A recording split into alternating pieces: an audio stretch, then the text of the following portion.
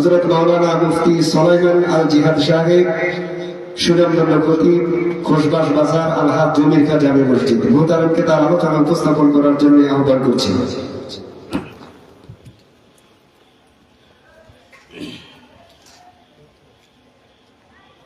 السلام عليكم ورحمة الله وبركاته. نحمده ونصلي على رسوله الكريم، أما بعد، فقد قال الله تعالى في كلامه المجيد وفرقانه الحميد، كما قال تعالى: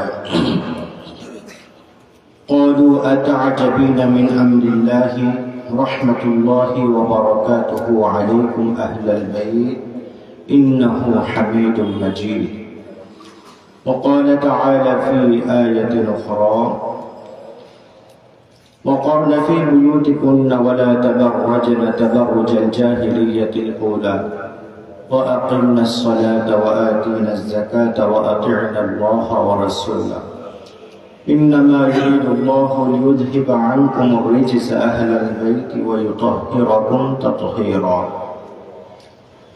وقال النبي صلى الله عليه وسلم: أحب الله لما يغزوكم من نعمه وأحبوني بحب الله وأحبوا أهل بيتي لحبي، أو كما قال عليه الصلاة والسلام. إن الله وملائكته يصلون على النبي يا أيها الذين آمنوا صلوا عليه وسلموا تسليما. اللهم صل على سيدنا محمد عبدك ورسولك، وصل على المؤمنين والمؤمنات والمسلمين والمسلمات، وبارك على محمد وأزواجه وذرياته. محترم উপস্থিত মুসলিয়ানে কেরাম, আজকের অনুষ্ঠানের সম্মানিত সভাপতি, মঞ্চে উপবিষ্ট, মঞ্চে আরো উপবিষ্ট শ্রদ্ধেয় উলামায়ে কেরাম, সামনে উপস্থিত ধর্মপ্রাণ মুসলিয়ানে কেরাম, আসলে যে মুরব্বীরা এখানে বসে আছেন ওনাদের সামনে আমি কথা বলাটাও এক ধরনের বেয়াদবি।